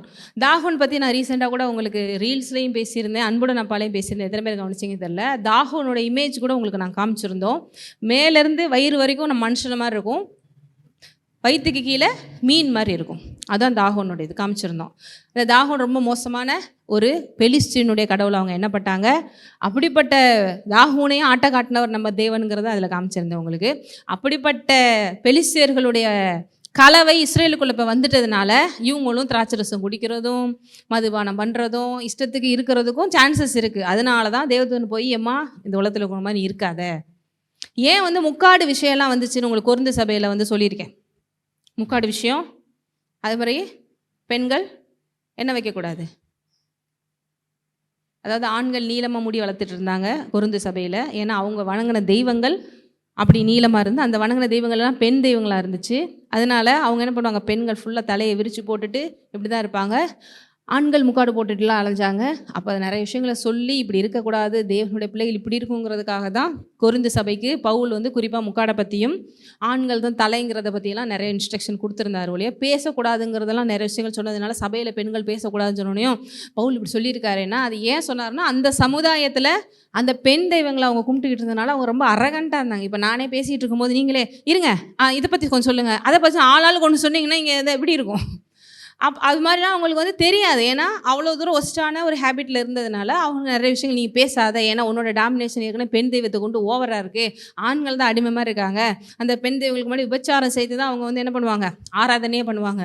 இப்படி எல்லாத்தையும் சுட்டி காமிக்கிறதுக்காக தான் பவுல் நிறைய இன்ஸ்ட்ரக்ஷன் சொன்னார். அது நம்ம கிறிஸ்தவத்தில் நிறைய பேர் புரிஞ்சிக்கிறாம பெண்கள் இன்னும் முக்காடு போடு, இந்த முடி தெரியுதே அப்படி தெரியுது, அப்புறம் பேசக்கூடாதுன்னு போட்டிருக்குன்னு சொல்லி இன்னமும் மட்டம் தட்டுறவங்க இருக்காங்க. ஆனால் தேவன் அப்படி இல்லை. இதெல்லாம் உங்களுக்கு கிளியர். அதனால தான் இங்கேயும் இவங்கள்ட்ட வந்து சொல்கிறாரு, திராட்சரசமும் மதுபானமும் குடியாத படிக்கும், தீட்டானது ஒன்றும் புசியாத படிக்கும். ஏன்னா உன்கிட்ட இருந்து வரப்போது ஒரு ஸ்பெஷல் சைல்டு. அப்போ அம்மாவோட கோஆப்ரேஷன் எவ்வளோ முக்கியம்னு நினைக்கிறீங்க? உங்கள் பிள்ளை ஸ்பெஷலாக இருக்கணும்னா நீங்கள் முதல் ஸ்பெஷலாக இருக்க வேண்டியது அவசியமாக இருக்குது, பரிசுத்தமாக இருக்க வேண்டியது. இன்றைக்கி மதர்ஸ் டே. ஸோ எல்லா அருமையான அம்மாக்களுக்கும் வாழ்த்துக்கள் சொல்கிறேன். உண்மையிலே நீங்கள் இன்றைக்கி ஆசீர்வதிக்கப்பட்டிருக்கீங்கன்னா உங்கள் அம்மாவோடைய அந்த பரிசுத்தம் பக்திங்கிறது ஒரு காரணமாக இருக்கிறது. அல்லேலூயா. என்னுடைய அம்மாவும் அவங்களுடைய ப்ரேயர்ஸ் தான் எங்களை இவ்வளோ தூரம் உயர்த்தியிருக்கு, நாங்கள் விசுவாசிக்கிறோம். ஆகவே இங்கே பாருங்கள், மனோவாட்ட பேசாமல் அவங்க அம்மாட்ட வந்து தேவதூதன் பேசுகிறான், எம்மா கொஞ்சம் இப்படி இரு அப்படி சொல்லிட்டு, நீ கர்ப்பம் தரித்து ஒரு குமாரனை அவன் தலையின் மேல் சவரன் கத்தி படலாகாது. அதான் சில இன்ஸ்ட்ரக்ஷன். அந்த பிள்ளை பிறந்தது முதல் தேவனுக்கு என்று நசரனாய் இருப்பான், அவன் இஸ்ரவேலை பெலிஸ்தியரின் கைக்கு நீங்களாக்கி ரட்சிக்க தொடங்குவான் என்றார். பாருங்க, தேவன் பிரச்சனைகள் உள்ள இருக்கும் பொழுதே சொல்யூஷனை உள்ள கொண்டு வந்துடுறார். இஸ்ரேல் மக்கள் நம்பாமல் கீழ்ப்படியாமல் 40 வருஷம் போய் உட்காந்துருக்காங்க. இவங்கெல்லாம் அழிஞ்சு சாகட்டுண்டான்னு விடாமல் அவங்கள மீட்டெடுக்கிறதுக்கு ஒருத்தனை உள்ள பிறக்க வச்சுட்டாரு. அவன் தான் யார்? நம்ம. ஆனால் இன்ஸ்ட்ரக்ஷன் என்னன்னா, அவன் தலைமையில் என்ன படக்கூடாது, கத்தி படக்கூடாது, தலைமுடியை வெட்டவே கூடாது. அந்த பிள்ளை பிறந்தது முதல் தேவனுக்கு என்று நசரனாய் இருப்பான், அவன் இஸ்ரவேலை பெலிஸ்தியர் கைக்கு நீங்களாக்கி ரட்சிக்க தொடங்குவான். எவ்வளோ ஒரு ஸ்பெஷலான ஒரு சைல்டாக பிறந்திருக்கான் பாருங்க. அந்த ஸ்திரீ தன் புருஷனிடத்தில் வந்து இதெல்லாம் சொல்கிறா. அதை பற்றி பேசணுன்னா டைம் ஆயிரும், நீங்கள் வீட்டில் படித்து பாருங்கள். வந்து சொல்கிறா, இங்கே உங்களுக்கு ஒன்று தெரியுமா, இப்படி ஒரு தேவ மனுஷன் வந்துட்டார், வந்து இப்படி சொன்னார். ஆனால் நீங்களாக இருந்தாலும் நானாக இருந்தால் என்ன நினைப்போம், எம்மா ரொம்ப கவலைப்பட்டு மல்லடியாக இருக்குன்னு சொல்லி கனவு கண்டியா, பிள்ளை பிறக்க போகுதுன்னு பாவம் நம்ம மனைவிக்கு லூஸ் ஆயிடுச்சு போல். யாரோ வந்தாங்க பேசுகிறாங்க, இவன் நம்ப மாட்டேங்கிறான். அப்படிலாம் நம்ப மாட்டேன், நீ யாரையோ பார்த்துட்டு வந்து சொல்கிற போல, அப்படின்னா நான் மறுபடியும் நான் பார்க்கணும் அந்த ஆளை அப்படி சொல்லிட்டு மறுபடியும் அந்த ஸ்திரீ வயலில் இருக்கும்போது தேவதூதன் வந்து பேசும்போது, அப்போ வந்து இவ வேமா போய் கொஞ்சம் இங்கே இருங்க, என் வீட்டுக்காரர் நான் கூட்டு வந்துடுறேன், அவர் சொன்னால் நம்ப மாட்டேங்கிறாரு அப்படி சொல்லிட்டு போய் கூட்டுட்டு வந்து அப்புறம் வந்து பேச வச்சு, அதுக்கடுத்து 2 பேரும் பேசி கன்வின்ஸ் ஆகி என்ன பண்ணுறது பாருங்கள். ஆண்டவர் எவ்வளோ இறங்கி போக வேண்டியது புரியுதா இல்லையா உங்களுக்கு? படித்து பாருங்கள். இறங்கி போக வேண்டியிருக்கு, அவ்வளோ தூரம் பேசி. அப்போ அவங்க சொல்கிறாங்க, நீங்கள் புரிஞ்சிருச்சு, நீங்கள் தான் ஆளுன்னு, கொஞ்சம் நாங்கள் கொடுக்குற இந்த பலிகளெல்லாம் ஏற்றுட்டு போங்க. அப்போ அவர் சொல்லுவார், டே நான் வந்து தேவதூதன்டா, எனக்கு என்ன பலி செலுத்துறீங்க, தேவனுக்கு செலுத்துங்க, யார் வந்தாலும் நீங்கள் வந்து மாலையை போட்டு கும்பிட்டுருவீங்க போல அப்படின்னு சொல்லி அவனே சொல்லி 18 பாருங்க. அது கர்த்தருடைய தூதனானவன், என் நாமம் என்ன என்று நீ கேட்க வேண்டியது என்ன, இது அதிசயம் என்றார். மனோவா போய் வெள்ளாட்டுக்குட்டியும் போஜன பலியும் கொண்டு வந்து அந்த கண்மணி கர்த்தருக்கு, அப்பொழுது மனோவாவும் மனைவியும் பார்த்து கொண்டிருக்கல அதிசயம். அதாவது அந்த ஏஞ்சல் போயிட்டாங்க. அக்கினி ஜுவாலை பலிபீடத்திலிருந்து வானத்திற்கு நேராக எழும்புகையில் கர்த்தருடைய தூதனானவன் பலிபீடத்தின் ஜுவாலையிலே ஏறி போனார். அதை மனோவாவும் மனைவியும் கண்டு தரையிலே முகம் கூப்புற, பின்பு கர்த்தருடைய தூதனானவன் மனோவாவுக்கும் மனைவிக்கும் காணப்படவில்லை. அப்பொழுது அவர் கர்த்தருடைய தூதன் என்று மனோவா அறிந்து தன் மனைவியை பார்த்து, நாம் தேவனை கண்டோம். அப்போ கூட என்ன சொல்கிறாங்க பாருங்க, சாகவே சாவோம். ஐயோ, நம்ம நெகட்டிவாக யோசிக்கல, நம்ம பெரிய ஆள், ஐயோ பெரிய அளவுக்கு தப்பு நடந்துருச்சு, நம்ம கடவுளே பார்த்துருவோம், நம்மளாம் இருக்க மாட்டோம், செத்துருவோம். அதுக்கு ஒய்ஃப் சொல்கிறா, எப்பா வெறும் கடவுளை மட்டும் பார்த்து ஏதோ நமக்கு வார்னிங் கொடுத்துட்டு போனால் கூட நம்ம செத்துருவோன்னு சொல்லலாம். ஆனால் நமக்கு இங்கே வந்து பலி கொடுக்க சொல்லியிருக்காருன்னா நமக்கு பிளெஸ்ஸிங்ஸ் கொடுக்க போகிறாருன்னு அர்த்தம். நீ ஏன்பா கவலைப்படுற, உங்கள் ஹஸ்பண்டை தேத்தி பாருங்கள். 23 அதை சொல்கிறா. பின்பு அந்த ஸ்திரீ ஒரு குமாரனை பெற்று அவனுக்கு சிம்சோன் என்று அந்த பிள்ளை வளர்ந்தது. கர்த்தர் அவனை, ஹல்லேலூயா, கஷ்டப்பட்டு பிள்ளைய கொடுக்க வேண்டியிருக்கு. இன்றைக்கி கஷ்டப்பட்டு ஹீலிங்கை கொடுக்க வேண்டியிருக்கு, கஷ்டப்பட்டு நிறைய ஆசீர்வாதம் கொடுக்க வேண்டியிருக்கு. ஏன்னா அவ்வளோ தூரம் நம்ம மனசில் நெகட்டிவிட்டி ஓடுது. ஐயோயோ ஐயோயோ ஐயோயோ ஐயோயோ, ஏம்மா இருமா செய்யுமா பொறுமா, நான் வரேம்மா, வீட்டுக்காரரை கூட்டிட்டு வா, நான் வயல்வெளியில் வெயிட் பண்ணி, தேவதூதன் வெயிட் பண்ணி. அதான் சொன்னேன், நம்மலாம் கடவுளோட இடத்துல இருந்தானே வேறு லெவலில் பெர்ஃபார்ம் பண்ணியிருப்போம். அவ்வளோ கஷ்டப்பட்டு நம்ம யார் வந்துட்டா, சிம்சோன் வந்துட்டேன். சிம்சோன் அப்போ எப்படி எக்ஸ்பெக்டேஷனில் இருப்பார் கடவுள், இப்படி கொண்டு வந்தேன்டா உன்னையன்னு. அப்படி வந்த சிம்சோன் தான் 14. அதுக்கு ஃபுல்லாக நீங்கள் வீட்டில் டைம் கிடைக்கும்போது படித்து பாருங்கள், எல்லாத்தையும் நம்ம சொன்னால் டைம் இருக்காது. இப்படியே அவனுடைய லைஃப் போது பயங்கரமான ஒரு பலவானாக இருக்கிறான். சிம்சோனுடைய பலம் எப்படி இருக்குது, பயங்கரமான பலம். போக வழியில் இப்படி ஜஸ்ட் அவங்க வாக் த்ரூ மாதிரி அவங்க அப்பா அவங்களும் வேறு ஒரு இடத்துக்கு போயிட்டுருக்காங்க. நடுவில் என்ன வந்துருச்சு, சிங்கம் வந்துருச்சு. என்ன வந்துருச்சு, ஏதோ தெருநாய் நடுவில் குறுக்கல சிங்கம் வந்துருச்சு. அவன் எப்படி பண்ணுறான் அப்படின்னு போட்டிருக்கு பாருங்க. 5-6 படிங்க 14. சிம்சோனும் அவன் தாயும் தகப்பனும் திம்னாத்துக்கு போக, அவர்கள் திம்னாத்தூர் திராட்சை தோட்டங்கள் மட்டும் வந்தபோது, இதோ கெர்ச்சிக்கிற பால சிங்கம் ஒன்று அவனுக்கு எதிரே. பாலசிங்கம்னாலே ரொம்ப யங் லைன் நினைத்தோம், கெலட்டு லைன் நிறைய பேர் நினச்சிக்கிறீங்க. நாங்கள் கூட விபிஎஸ்சில் நம்ம கரெக்டாக சொல்லுவோம், பல்லு இல்லாத லைன் கிடையாதுப்பா, பல்லு இருக்கிற லைனு, அது தாத்தா லைன் கிடையாது, ரொம்ப யங்கான லைனு, பசியற இருக்கும். அப்படி இருந்தும் தானியேல் காப்பாற்றப்பட்டாருன்னு சொல்லி கொடுப்போம். ஏன்னா நம்ம பிள்ளை பயங்கரமாக யோசிப்பாங்க. அதனால் இங்கே வந்து போட்டிருக்கு, பாலசிங்கம் ஒன்று அவனுக்கு எதிரே. நம்மளாம் என்ன பண்ணுவோம், சிங்கம் அவங்கள ஊரில் அவ்வளோ தூரம் காடு வாக்கில் இருந்திருக்கு. அப்பொழுது கர்த்தருடைய ஆவியானவர் மேல் பரமாய் யார் இறங்குறா பாருங்க. ஆவியானவருடைய வல்லமையை பார்த்தீங்களா? ஆவியானவர் நீங்கள் சாதாரணமாக ஏதோ கொஞ்சம் நேரம் அந்நிய பாசை பேசிட்டு போயிடுவார் போல நினைக்கிறீங்க. பலம் உள்ளவர், வல்லமை உள்ளவர். அதனால தான் இந்த ஆவியானவரோட ஒவ்வொரு அனுக்கிரகமும் நமக்கு வேணும்னு சொல்கிறது.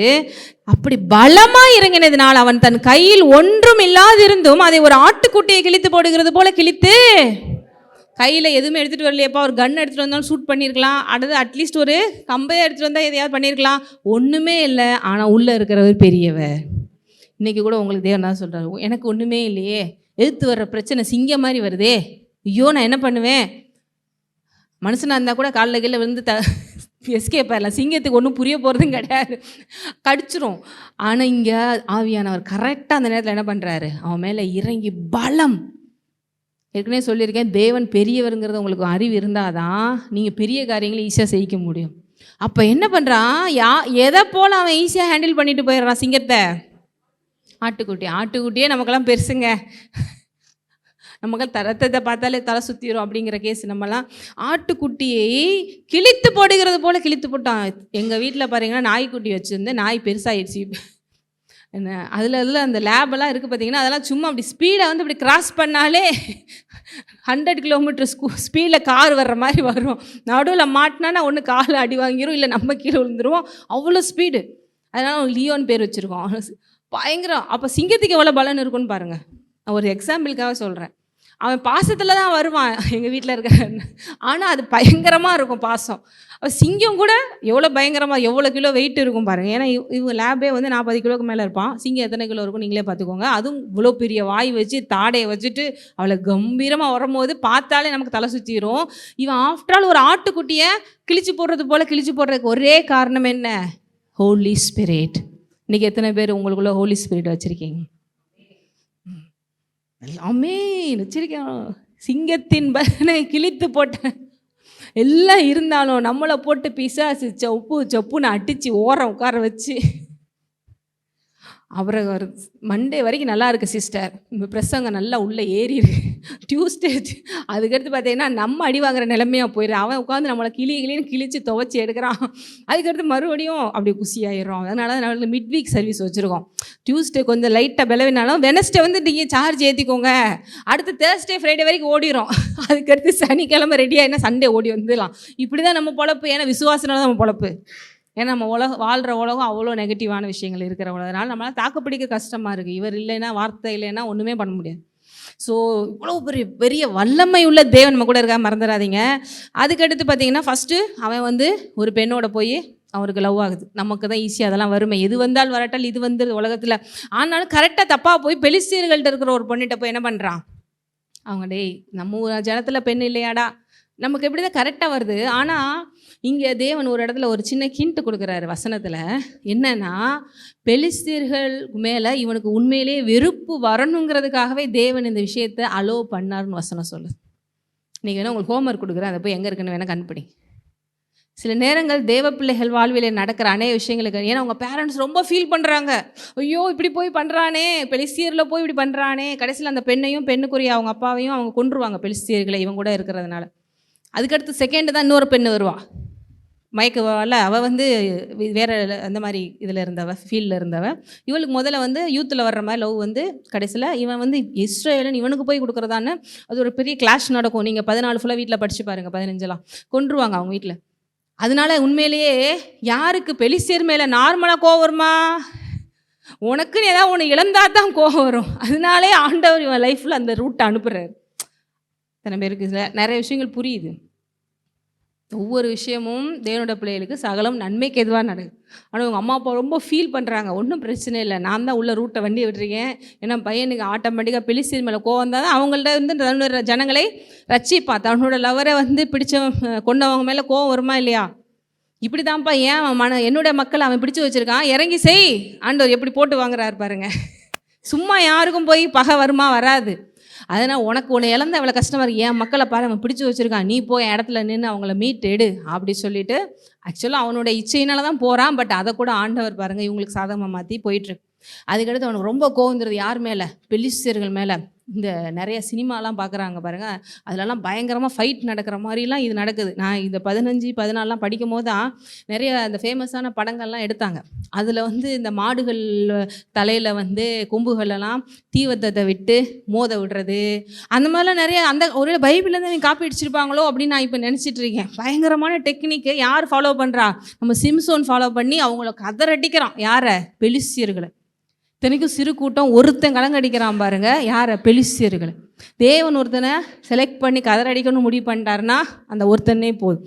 அப்படி நடந்துட்டு இருக்கும் போது எல்லாம் பெலிஸ்தீர்களே இவனை எப்படி பண்ணலாம்.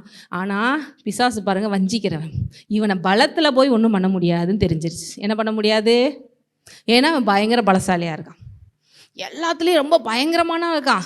இனிமேல் மூளையத்தாண்டா நம்ம யூஸ் பண்ணணும், எங்கே இவன் கவுருவான்னு பார்க்கணும். பிசாசு இப்படிலாம் யோசிப்பாங்க. நீங்கள் ஒரு சில விஷயங்களை ஃபீல்டில் இந்த விஷயத்தில் நான் ஆண்டவருக்காக நிற்பேன்னு எங்கேயாவது ஒரு கேப்பில் இங்கே இந்த அம்மா கண்டிப்பாக வீக்கு தான், இங்கே உள்ளே போகணும் கரெக்டாக வருவான். இத்தனை பேருக்கு புரியுது. அதனால தான் முழு உள்ளத்தோடு அவர் ஆராதிக்கணும் சொல்கிறது, முழுமையாக அவருக்கு ஒப்பு கொடுக்கணும் சொல்கிறது. 100% நீங்கள் சரண்டர் பண்ணிட்டீங்கன்னா எங்கே சுற்றினாலும் அவனுக்கு வாய்ப்பு கிடைக்காது, ஓட்டையே இருக்காது எங்கேயாவது. ஏன்னா பாம்பு உள்ளே வரும்போது எங்கே வரும், ஏய் வாசல் திறந்துருக்கே வாங்க போகலாம் அப்படி. பாம்பு எங்கே வாசல் வழியாக இப்படி வந்து பார்த்துருக்கீங்களா, வாசலே திறந்து வச்சுருந்தாலும் ஒரு ஓட்ட வழியாக தான் உள்ள வரும். எங்கேயாவது வாசல் வழியாக வந்துங்க நான் பிடிச்சி நிப்பாட்டி கெட் அவுட் சொல்லிட்டேன் அப்படின்னு எங்கேயுமே சொல்ல முடியாது. எங்கே வந்துச்சுன்னே தெரிலங்க, ஏதோ ஒன்று வந்து உள்ளே ஒளிஞ்சிருக்குங்க. பிசாசும் உங்கள் லைஃப்பில் டைரெக்டாக வரமாட்டான், ஏன்னா அவன் திருடன். ஸோ நம்ம ரொம்ப பெரிய ஆள், என்னையெல்லாம் எவனை ஏமாற்ற முடியாது நினைப்போம். ஆனாலும் நம்மகிட்ட எங்கேயாவது ஒரு பலவீனம் இருக்கும். ஸோ பாய்ஸ்ட்ட இருக்கிற பலவீனம் தான் நமக்கே தெரியும். கேர்ள்ஸாக இருந்தாலும் பாய்ஸாக இருந்தாலும் இந்த இச்சைன்னு ஒன்று. அதனால தான் ஆவியானவருடைய வரங்களில் இச்சை அடக்கத்தை கொடுத்துருக்காரு. நம்மளை எவனும் எந்த ஃபீல்டையும் அட்டாக் பண்ண முடியாமல் தான் ஃபுல்லாக 9 கிஃப்ட்ஸை நம்ம கொடுத்துருக்காரு. ஆண்டவரே இந்த மட்டும் விட்டுட்டீங்களே அப்படின்னு நீங்கள் ஒன்றும் சொல்ல தேவையில்லை. நீங்கள் அவருக்குள்ளே ஃபுல்லாக இருந்தாலே எல்லாத்தையும் மேற்கொள்ளலாம். ஏசு கூட தான் ஆனா இருந்து இந்த உலகத்தில் வந்தார். ஏதாவது அவரை கவுக்க முடிஞ்சிச்சா? நம்ம அவரோட பிள்ளைகள். எத்தனை பேருக்கு நம்ம வந்து நிறைய பேர் இந்த பாவம் செய்கிறவங்கலாம் அப்படி தான் காட்டுவாங்க. தாவீது செய்யலையாங்க, சிம்சோன் செய்யலையாங்க, அவ செய்யலையாங்க, இயேசு செஞ்சாரா? நீ இயேசுவோட பிள்ளை தானே, அவரை மாதிரி இரு. ஹல்லேலூயா. ஏன்னா உங்களையும் என்னை போல ஒரு மனுஷனா வந்து ஜெயிச்சு காமிச்சாருங்க. எங்க கடவுளுங்க, அவருக்கெல்லாம் ஃபீலிங்ஸ்லாம் இருந்திருக்காது. எல்லாத்தையும் இருந்து சகித்து ஜெயித்து விட்டு சென்றார். அதனால அவருக்கு தான் ரைட்ஸ் கொடுத்துருக்காரு பிதா, நீ மட்டும்தான் போய் மனுஷங்களை ஜட்ஜ் பண்ண முடியும், வேற எவனுக்கு அந்த யோகியம் கிடையாதுன்னு சொல்லி. இத்தனை பேருக்கு புரியுது? எல்லா ஃபீலிங்ஸையும் வழியை கடந்து போய் ஜெயித்தார் என்று வேதம் சொல்லுது. எல்லா சோதனைகளையும் சகித்து ஜெயித்தார்னா எல்லாமே அவருக்கு முன்னாடி இருந்திருக்கும் ஒரு மனுஷனா. அதையும் ஜெயித்து என் பிள்ளைகளுக்காக நான் மறிக்கணும், அவங்களுக்கு ரட்சிப்பை கொடுக்கணும், ஒரே டார்கெட்டு, அதை மட்டும் வச்சு ஓடினவர் தான் நம்ம இயேசு கிறிஸ்து. அவர் வந்து இந்த உலகத்தில் ஏதோ வாழ்ந்து குழந்தை குட்டியோடு இருந்துட்டு போவோம். நிறைய பேர் அப்படிலாம் சொல்கிறோம், கடவுளுக்கு ஸ்ட்ரென்த் இல்லையா, அது இல்லையா. ஏன்னா அவங்க உலகத்தில் கும்பிட்ற கடவுள்லாம் 1க்கு 2 வச்சுருக்கு. இங்கிட்டு 1 அங்கிட்டு 1, அப்புறம் குழந்தை குட்டி வம்சம் தலையில் 1 அப்படிலாம் இருந்தால் பெருசாக கெத்தாக பார்க்குறாங்க. நாங்கள்லாம் கும்பிட்றதே எத்தனை வச்சுருக்கேன், உன் வீட்டுக்கார வச்சா ஒத்துக்குருவியா? ஆனால் அதை போய் கும்பிடுறது எத்தனை பேருக்கு புரியுது? அங்கே மட்டும் சண்டைக்கு வர்றது, வீட்டுக்கார வச்சா மட்டும். நீ கும்பிட்றதே அப்படித்தானே. எங்கள் ஸ்கூலில் வச்சுருக்கும் போது ஒரு சில தெய்வங்கள் அவங்க கும்பிட்றது திருடுது, வெண்ணையை திருடுதான். அப்போ அவங்க பையன் சொல்லியிருக்கான், அம்மா நீ கடவுள் சொல்கிற திருடு தப்பு தானே. கடவுள்டா அப்படி சொல்லக்கூடாதுடா. அதை சொன்னேன், சின்ன பிள்ளைக்கு இருக்க அறிவு கூட அவங்களுக்கு. அப்போ அவங்களுக்கு போய் சொல்லி கொடுக்குறோம், நம்ம மாரல் ஆக்டிவிட்டிஸ் இப்படிலாம் பண்ணக்கூடாது. அது கண்டுபிடிக்குது, திருடக்கூடாதுல்ல. என்னங்க சொல்கிற புரியுதா? இந்த மாதிரி நிறைய சொல்லிட்டு போனான்னா அப்புறம் நமக்கு டைம் இருக்காது. ஆனால் நம் தேவன் உலகத்தில் ஒரு மனுஷனா வந்தோம், எல்லாத்தையும் ஜெயிச்சு காட்டி உயிரை கொடுத்து ஒன்றும் தகுதியில்லாத நமக்கு சொல்கிறோம். அப்படிப்பட்ட தேவனை பிள்ளை சொல்கிறதுலே ஒரு கெத்து இருக்கணும் நமக்கெல்லாம். ஹல்லேலூயா. உலகத்தில் கல்லையும் மண்ணையும் எதையோ வச்சுக்கிட்டு இவன் தான் பெருசு அவன் தான் பெருசுன்னுக்கிட்டு அப்படியே க்ளோரியா, ஒரு க்ளோரியும் கிடையாது. பேசுனா அது நமக்கு பேச வேண்டிய அவசியம் இல்லை. ஏன்னா இங்கே தாகோனே பயங்கரமாக சிதறடிக்கிறாங்க. சரி, இப்போ நம்ம எங்கே விட்டோம்? எங்கே கரெக்டாக ஓட்டையை மிஸ் பண்ணுவோன்னு பிசாசு பார்த்துக்கிட்டே அப்படி தான் சிம்சோனும் மாற்றான். இவனை பலத்தில் போய் நம்ம ஒன்றும் பண்ண முடியாது, கண்டிப்பாக அவன்கிட்ட ஒரு வீக்னஸ் இருக்குமே அப்படி கண்டுபிடிக்கிறாங்க. ஏற்கனவே பையன் இழந்து உட்காந்துருக்கான் கேர்ள் ஃப்ரெண்டை, நம்ம உள்ளே போய் அப்படி நைஸாக ரூட்டை போட்டு வருவோம் அப்படி சொல்லிட்டு மறுபடியும் ஒரு பெண் மூலமாக தான் என்ன பண்ணுறான் பிசாசு. பயங்கரமான ஆளுங்க பிசாசு, சாதாரணமாக நினச்சிடாங்க. உங்களுக்கு ரொம்ப கூடியே இருந்து ஃபேவர் பண்ணுற மாதிரிலாம் நிறைய பேர் பண்ணுவாங்க. நம்ம திட்டிக்கிட்டே இருக்கிறவங்கள பார்த்து நமக்கு பிடிக்காது. வீட்டில் அம்மா அப்பா திட்டிகிட்டே இருப்பாங்க, பாஸ்டர் திட்டிகிட்டே இருப்பாங்க, ஏன்னா அவங்க மேலே அக்கறை இருக்கிறனால. கூடயே இருந்தவங்களை வந்து இப்படி கவுக்க பார்க்க அப்படி பாலிஸாக அவங்கள கூட பேசுகிறவங்க நிறைய பேர் இருப்பாங்க. நமக்கு அவங்கள தான் பிடிக்கும். குறிப்பாக யூத் வயசில் அவங்களுக்கு அதை தான் பிடிக்கும். அப்படி தான் நம்ம சிம்சோனு பயங்கர ஆள். 16 படிங்க. பின்பு சிம்சோன் காசாவுக்கு போய் அங்கே ஒரு வேசியை கண்டு அவளிடத்தில், பலவீனங்கள் மனுஷனுக்கு இருக்கத்தான் செய்யுது, அபிஷேகம் இருக்கே, என்னங்க இப்படி போயிட்டான் அப்படின்னு நினைக்காதீங்க. அபிஷேகம் இருக்குது, ஆனால் இவனுடைய வில்லுன்னு ஒன்று இருக்கே. அதனால தான் தேவனையும் மனுஷனையும் கணக்கு போட்டு ஒரேதாக பார்க்காதீங்க. இவன் கிறிஸ்தவனாக இருந்துட்டு இப்படி பண்ணிட்டானே அப்படின்னு நினைக்காதீங்க. ஏன்னா கிறிஸ்துவுக்கே அங்கே அவ்வளோதான் மரியாதை. புரியுதா இல்லையா உங்களுக்கு? நம்மளை பார்த்து உலகம் ரொம்ப பாருங்க. சிம்சோன் எங்கே போயிட்டான்? அவன் எவ்வளோ ஸ்பெஷலாக பிறந்தான். என்னோட இது அப்படின்னு தோணுதில்ல.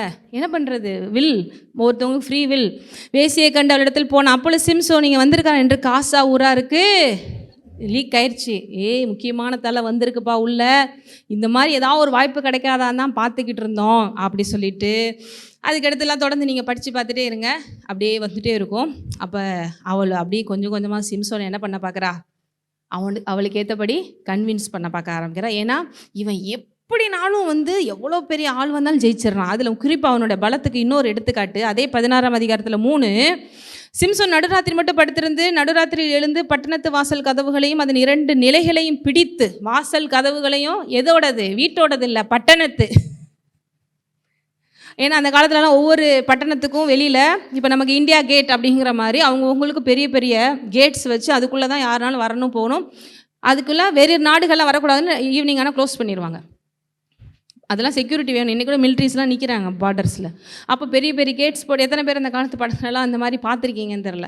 அதெல்லாம் பாருங்கள், வாசல் கதவுகளையும் 2 நிலைகளையும் பிடித்து தாழ்பாலோட கூட பேர்த்து தன் தோளின் மேல் வைத்து எபிரோனுக்கு எதிரே இருக்கிற மலையின் உச்சிக்கு சுமந்து கொண்டு, எத்தனை பேர் இமேஜின் பண்ண முடியும்? இந்த பசங்க பார்க்குற ஸ்பைடர் மேனு சூப்பர் மேனெல்லாம் இல்லை, இது வேறு லெவல் பவர். ஏன்னா தேவன் கொடுத்த பவர். எத்தனை பேர் இமேஜினே பண்ண முடியல. ஏங்க நமக்கு ஒரு கிலோ 2 கிலோ சாக்கு சுமந்துட்டு போகிறதே பெருசு. இவன் அவ்வளோ பெரிய ஒரே பிச்சு. இவன் மனுஷனா இல்லை என்னடா இது அரக்கானா, இவ்வளோ பலம். தேவ பலம். உலகத்தை அவருடைய பலம் தாங்குதுன்னா அந்த பலம் ஒரு மனுஷனுக்கு வந்தால் சும்மாவாக இருக்கும்? இத்தனை பேருக்கு புரியுது. சூரியனை படைத்த பலம், சந்திரனை படைத்த பலம், மலைகளையும் முகடுகளையும் மேடுகளையும் படைத்த பலம், அந்த பலன் ஒரு மனுஷனுக்குள்ள ஆண்டவர் கொடுக்கணும்னு நினைச்சாருன்னா செய்ய முடியுமா இல்லையா? ஏன்னா ஸ்பெஷலாக வச்சார். ஒன்றுமே பண்ண முடியும். என்னடா இவ்வளோ பயங்கரமாக எடுத்துகிட்டு போகிறானேன்னு. அதுக்கடுத்து பார்த்தீங்கன்னா அதற்கு பின்பு அவன் சோரே காற்றங்கரையில் இருக்கிற தெலீலாள் என்னும் பேருள்ள ஒரு ஸ்திரீயோடே ஸ்நேகமாக இருந்தான். 16:4. இங்கே தான் அவனுக்கு கெட்ட காலம் என்ன ஆரம்பிக்குது. தெலீலாள் என்னும் ஒரு ஸ்திரீயோடே. இதெல்லாம் தப்பு சிஸ்டர், நாங்கள் படிக்க மாட்டோம் சர்ச்சு.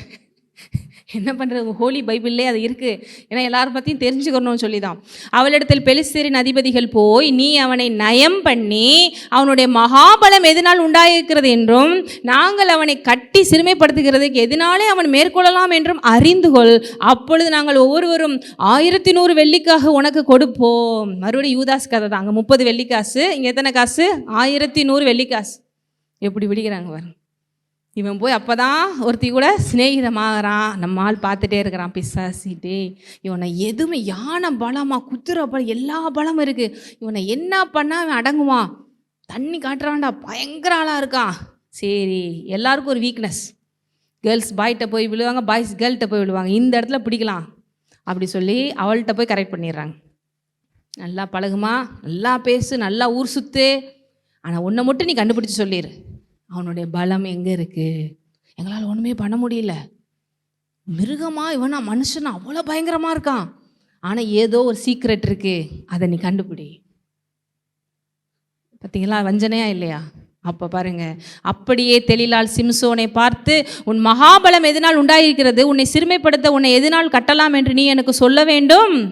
இப்படியே நீங்கள் படித்து பார்த்தீங்கன்னா ஒரு தடவைக்கு 3 தடவைக்கு மேலே மாற்றி மாற்றி மாற்றி அவட்ட பேச பேச அப்படியே நைஸாக பேசிக்கிட்டே இருக்கேன். அவனுக்கே சொல்ல மாட்டான், அது தெரியாது அது தெரியாது அது தெரியாது. அப்போ உண்மையிலே நீங்கள் அன்பு இல்லையா? நம்ம சொல்கிறோம்ல சினிமாவில் வர்ற மாதிரி, நீ இவ்வளோதான் என்னை நேசிக்கிறதா, ஓ அப்படி இப்படிலாம் சொல்லி சொல்லவே மாட்டியா அப்படிலாம் சொன்னோன்னு ஏற்கனவே பாவம் வேறு இழந்து போச்சு. இந்த ஒன்றே பண்ணால் சரின்னு சொல்லிட்டு சொல்லிடுறான். என்னுடைய தலையில் சவரன் கத்தி படக்கூடாதுன்னு சொல்லியிருக்காங்க, என் முடியல அந்த மாதிரி விஷயம் ஆண்டவர் வச்சுருக்காரு ஸ்பெஷலு. அங்கே தான் என்னோட அனாயிட்டிங்களோட முக்கியமே இருக்குது, அது மட்டும் யார்ட்டையும் சொல்லிடாது என்ன. சரிப்பா தூங்குன்னு நல்லா தூங்க வச்சு ஆளுகளை கூப்பிட்டு வச்சு மொத்தம் மொட்டையடிச்சு விட்டுறாங்க. யாருக்கு? எப்படி இருந்திருக்கும் பாருங்க. ஒரு பக்கம் இங்கே ஃபெயிலியரு, ஒரு பக்கம் இங்கேயும் ஃபெயிலியர். உலகத்தில் நம்ம நோலும் போச்சு, ஆண்ட அபிஷேகமும் போச்சா எல்லாமே. நீங்கள் அந்த ஃபீல் பண்ண மாட்டீங்களோ? அப்படி இருந்தும் பாருங்க, அவனுக்கு பயங்கர டிசப்பாயின்மெண்ட்டு. ஏன்னா முதுகில் குத்தாத கதை எல்லாம். ஏன்னா நம்ம நம்பினவங்களே நம்மளை குத்துறதுங்கிறது. அதுக்கு தான் சொல்கிறது, உங்களை யார் நம்ப சொன்னால்? ஆண்டவரை மாத்திரம் நம்புங்க. இத்தனை பேருக்கு புரியுது? யாரை மாத்திரம் நம்புங்க? யாருமே சரி கிடையாது, எல்லாருமே மாறக்கூடியவர்கள். மாறாதவர் ஒருத்தர் மாத்திரமே. அந்த தேவன் அவர் லவ் சிலுவையில் காமிச்சு என்னை நம்புன்னு சொல்கிறாரு. இதை விட வேறு என்ன வேணும் நமக்கு? ஸோ இதுக்கு அடுத்து தான் பார்த்தீங்கன்னா உங்களுக்கு நடந்ததெல்லாம் தெரியும். 16ஆம் அதிகாரம் ஃபுல்லாக நீங்கள் படித்து பார்த்தீங்கன்னா, அவனை கொண்டு போய் பிடிச்சிட்டாங்க. ஏன்னா முடி போனோடனே என்ன போயிடுதே, பவர் பேர். இப்போ நாய்க்குட்டி மாதிரி ஆகிட்டான் சிம்சோன். நாய்க்குட்டியோட மோசமாக ஒரே அமுக்கு எலி மாதிரி பிடிச்சிட்டாங்க. பிடிச்சி கொண்டு போய் அந்த தாகோன் கோயிலில் போய் கட்டி வச்சு ஏளனம், சிரிப்பு, கேலி. ஏன்னா ஒரு எதிரிகள்கிட்ட போய் நீங்கள் பிசாசுன்னு நினச்சிட்ருக்கீங்க, உங்களை நைஸாக பிடிச்சி வச்சு செய்வான், காத்துக்கிட்டு இருக்கான் பிசாஸ். இவ்வளோ நாள் என்னெல்லாம் நீ இயேசு நாமத்தில் என்னை மிதிச்சையா, என்னை கொன்னியா, எனக்கு எதிராக எவ்வளோ ப்ரேயர் பண்ணவா அப்படி சொல்லி அவன்கிட்ட அதெல்லாம் பின்வாங்கி போகிறது ரொம்ப மோசம் என்று பைபிளில் போட்டிருக்கு. ஏன்னா பயங்கர கோபத்தில் இருக்கிற வாழ்கிட்ட போய் நீங்களே வாலண்டியராக சீக்கிர மாதிரி, அவன் எதிரின்னு தெரிஞ்சும் அவன் வலையில் போய் நீங்கள் விழுந்தீங்கன்னா வச்சு செய்வானா இல்லையா? அதான் பின்வாங்கி போகிற நிலைமை ரொம்ப மோசமாக இருக்கும்னு என்று வேதத்தில் சொல்லப்பட்டிருக்கு. ஒன்று ஆண்டவரே மன்னிச்சாலும் அவன் மனசாட்சி மன்னிக்காது, என் ஆண்டவரை இப்படி விட்டுட்டேனேன்னு சொல்லி அடுத்து நடக்கிற ஒவ்வொரு விஷயமும் எல்லாம் நான் செஞ்ச தப்பு தான், எல்லாம் நான் செஞ்ச தப்பு தான் சொல்லி அந்த கிருபையும் அவனால் பிடித்து கொள்ள முடியாமல் மனசாட்சியில் ரொம்ப கொஸ்டாக போய் இப்படிப்பட்ட தேவனை நான் அப்படி பண்ணிட்டேன்னு சொல்லி கடைசியில் நொந்தே ஒன்றும் இல்லாமல் போயிடுவான். தேவனை ஏதாவது தண்டிப்பாருன்னு நினச்சிடாதீங்க, அவன் லைஃபே அவனை தண்டிக்கும். சில பேருக்கு புரியுது?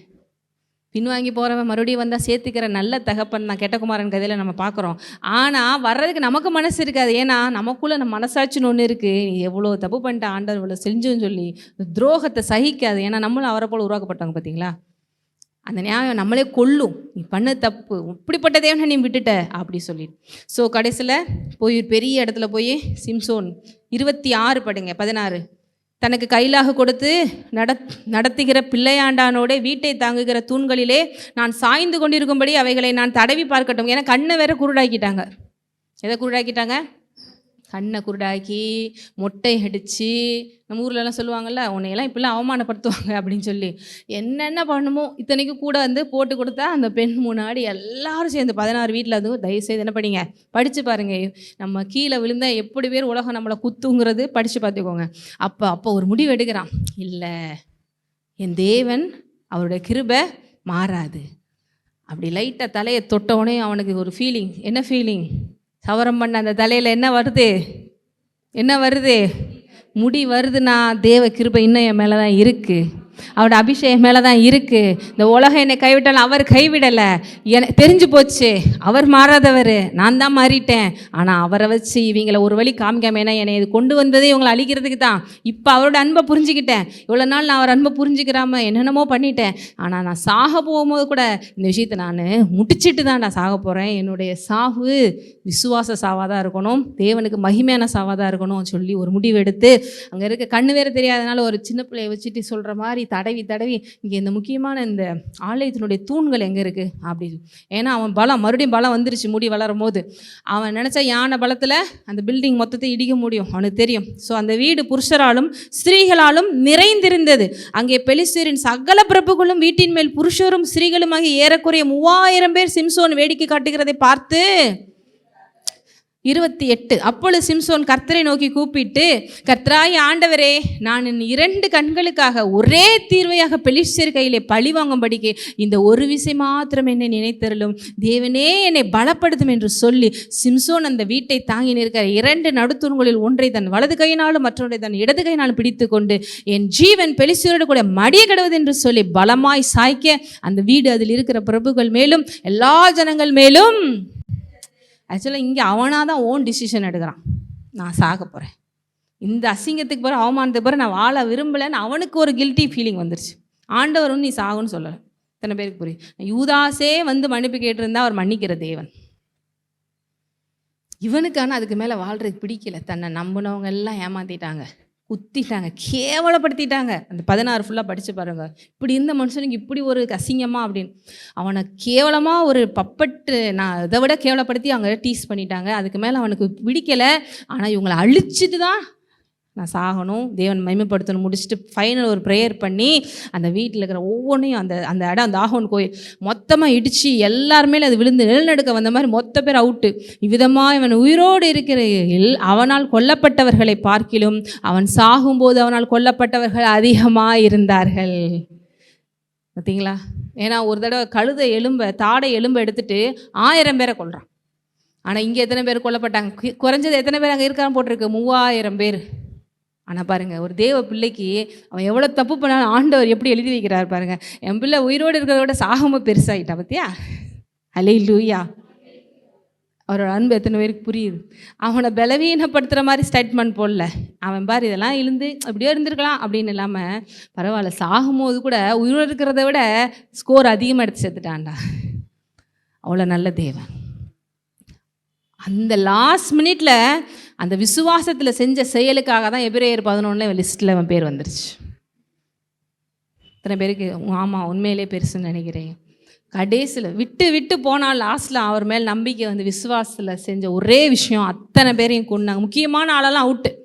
பின்பு அவன் சகோதரரும் அவன் தகப்பன் வீட்டாரும் போய் அவனை எடுத்துக்கொண்டு வந்து ஒரு இடத்துல போய் கல்லறையில் அடக்கம் பண்ணிட்டாங்க. இஸ்ரவேலில் 20 வருஷமாக அவன் நியாயம் விசாரித்தான். 20 வருஷமாக இருந்த லைஃபு கடைசியில் இப்படி முடிஞ்சிருக்கணும்னு அவசியம் இல்லை. ஆனால் கீழ்ப்படியாமை. ஆகவே நம்ம இந்த விஷயத்தில் விசுவாசத்தில் இருக்கும் போது நம்மளை கெடுக்கிறதுக்கு, விசுவாசத்தில் வந்து பின்வாங்க வைக்கிறதுக்கு இந்த மாதிரி இச்சையின் ஆவி செயல்படும், நிறைய ஆவிகள் செயல்படும். இதெல்லாம் ஒரு ஸ்பிரிட். இதெல்லாம் கவனமாக காத்துக்கொள்ள வேண்டியதுக்கு தான் நம்ம எப்பயுமே ஆவிக்குள்ளே நிரம்பி ப்ரேயர் பண்ண வேண்டியது அவசியம். கர்த்தரோடு பயணிக்க வேண்டியது அவசியம். எத்தனை பேருக்கு இன்றைக்கி சிம்சோன் அவரோட லைஃப் பெரிய அளவுக்கு உங்களுக்கு ஒரு கிருபையை உணர வச்சிருக்கு, விசுவாசத்தை கொடுத்துருக்குற. அல்லேலூயா. இன்னைக்கு கூட நானும் எவ்வளோ தப்பு பண்ணிட்டேன், ஆண்டவர் பேச்சை கேட்காம எவ்வளோ விஷயங்கள் நானும் பண்ணி கெட்டு சீரழிஞ்சு நிற்கிறேன்னு சொன்னால் கூட இப்போ கூட அந்த தேவன் மாறாதவராக இருக்கிறார். இன்றைக்கி கூட நீங்கள் சிம்சோன மாதிரி முடிவு எடுங்க, ஆண்டவரே என் வாழ்க்கை மகிமையாக தான் முடியணும், இவ்வளோ நாள் நான் தப்பாக வாழ்ந்துட்டேன் அப்படின்னு எடுத்தால் கூட இந்த கொஞ்சம் வாழ்க்கையை கூட முந்தின லைஃப்லாம் விட மகிமையை மாற்றித்தர வல்லவர். நம்ம எழுந்து நிற்போம்.